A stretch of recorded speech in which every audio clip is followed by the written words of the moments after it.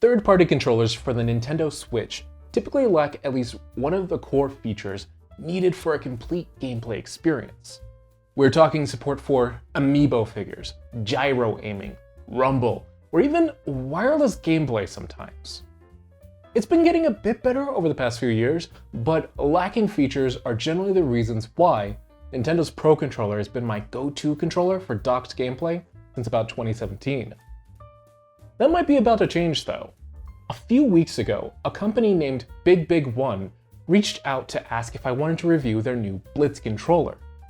I'd honestly never heard of them, but their product page claimed features that were pretty much on par with the Pro Controller itself, with a few nifty bonuses like mechanical buttons, on-device remapping, turbo, and grip buttons. So naturally, I jumped at the opportunity, and I'm glad I did, because the Blitz might have just pushed out the Pro Controller as my go-to docked Switch controller. With a few caveats, of course.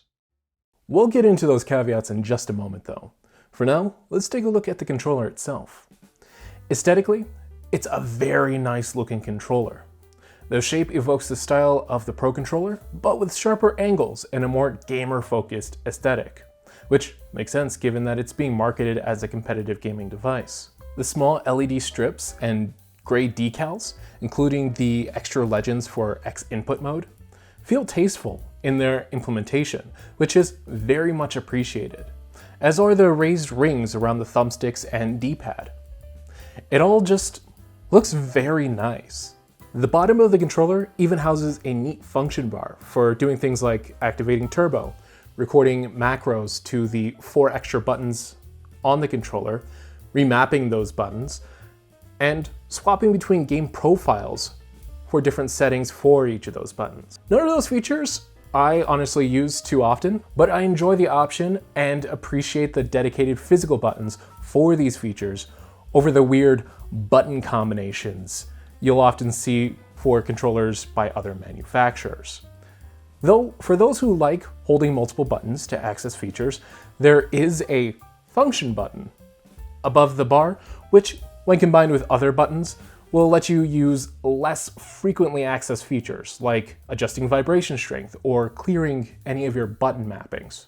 Around the sides, both grips have this rubberized texture material applied to them, which lend to a very comfortable feel in the hand. They're also curved ever so slightly different compared to a standard Pro Controller. Despite being approximately the same size, that slight curve allows my thumb to naturally rest just a tad bit lower, allowing for a slightly more comfortable default grip. Again, it's small, but small tweaks matter a ton for longer play sessions, or just focusing on a competitive match. Really, the only thing I don't quite like about the design is the central navigation cluster. Don't get me wrong, it all functions well, but it's a different arrangement from what I'm used to on a regular Pro Controller, and takes just a bit of getting used to overall. Especially that screenshot button. While their logo is easy enough to ingrain into memory as a large home button, once I recognize that it's actually a home button, my muscle memory has a ton of trouble remembering that my thumb needs to go to the center of the controller to record a clip or take a screenshot. It looks nice, it just takes some getting used to. In use, the controller connects to a Switch as easily as a regular Pro Controller, though out of the box, my controller was set to X input mode and wouldn't readily connect to a Switch at all. Solving that was as easy as pressing the home button and A button at the same time with the controller turned off. Basically, all you need to do is make sure that the light flashes red and you're good to go. All of this is in the included user guide and only a minor hassle overall. Though I kinda wish a controller marketed for Switch gameplay were being shipped in Switch mode instead for all devices. Still, the controller does feel as good as it looks. Those rubberized grips go a long way for reducing hand fatigue, as does the short travel of the buttons. BigBig Won describes them as mechanical switches which give the feel and performance of a gaming mouse. And yeah, the buttons are all essentially mouse clicks, which is easy to feel and even easier to hear.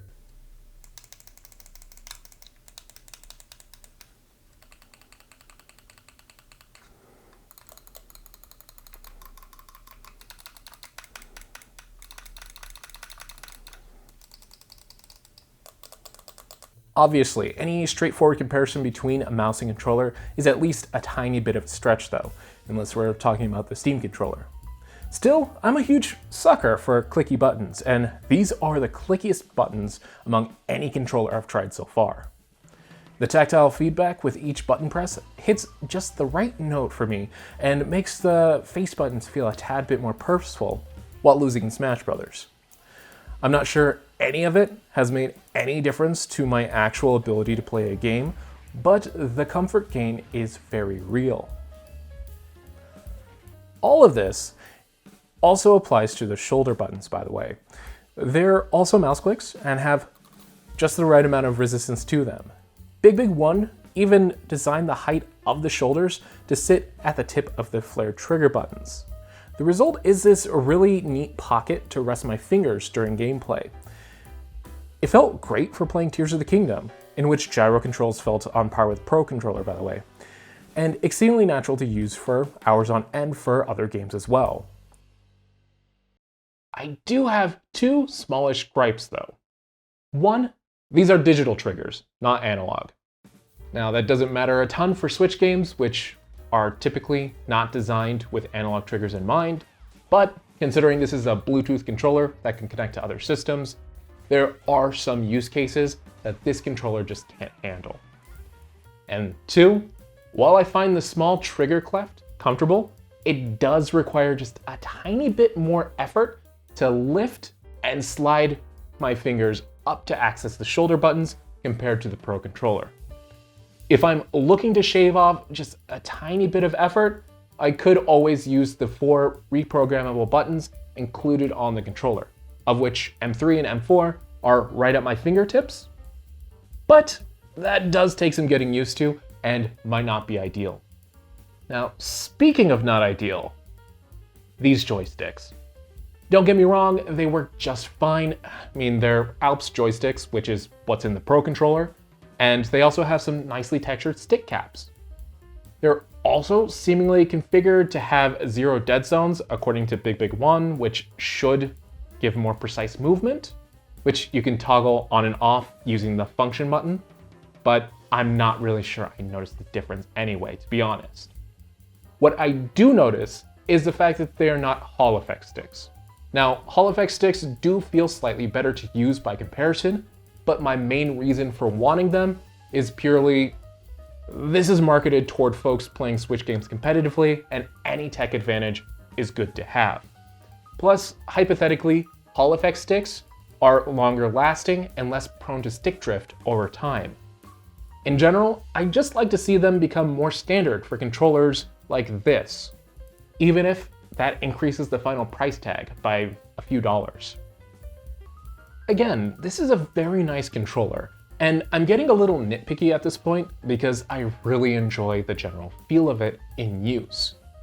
Considering the core features are all here, I mean, vibration feels decent, motion aiming is pretty natural, wake from standby works, and this thing even has amiibo support, it's easy for me to pick it over Nintendo's Pro Controller without feeling like I'm losing out on something. But truth be told, I am more of an RPG sort of guy. Most controllers are going to perform about the same for my needs. With that in mind, I actually wanted to give you the perspective of someone who this controller is more geared toward. Someone who's put hundreds of hours into Splatoon 3 already, and someone who enjoys clicky buttons even more than I do. My wife, Emily. Actually, I kinda hate the clicky buttons. Honestly, the first time I picked up this controller, I really didn't like it. Especially with regards to the D-pad and the face buttons, I'd probably choose the softer feeling of the Pro Controller over the Blitz. That's especially the case since I didn't notice too big of a functional difference in usability between the controllers while playing Turf War and Splat Zones. For me, one main downside of using the Blitz over the Pro Controller is the grip buttons. When things get tense, I'll often accidentally press one of them. By default, the buttons aren't assigned to anything, which means it's not a total deal breaker, but it's kind of annoying nonetheless, and I wish I could remove those extra buttons altogether. The one saving grace for me is that this controller is much more comfortable to hold. I really like the rubberized grips. The material feels so much better than the worn plastic of our 6-year-old Pro controller or any of the other Switch compatible controllers we have lying around. If Nintendo gave me these grips on a Pro controller, I'd buy it in a heartbeat. Based on what's here right now though, I think the Blitz has a slight edge based on comfort alone, even if the buttons aren't my favorite. I think that's kinda a good way to summarize this controller, to be honest.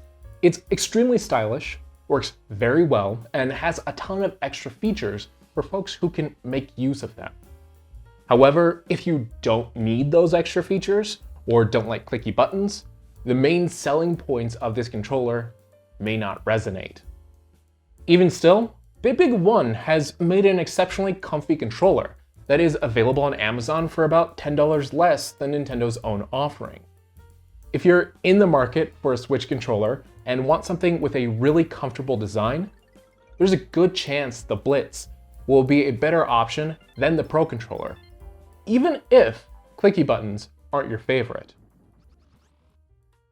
Now, those are my thoughts though. What are yours? Are you a fan of clicky buttons on controllers? What's most important to you in a Switch controller? Let me know down in the comments. Also, if you found this video interesting or informative, go ahead and give it a like, and then get subscribed for more controller reviews in the future. If the Blitz seems like the right controller for you, check out the links in the description for more info. This review was made possible by a review sample provided by BigBig Won. However, they weren't provided any copy approval for this review. They're seeing it for the first time along with y'all. Although, to be honest, this controller is definitely something I would have bought myself if I'd known it existed sooner. It's definitely replacing my Pro controller as my go-to for playing docked. It just kind of feels that much better. On the PC side of things though, it might face some stiff competition from the Stadia controller I've been keeping on my desk lately. Analog triggers just make a huge difference, you know? Anyway, that's all for this video. Until next time, catch you later.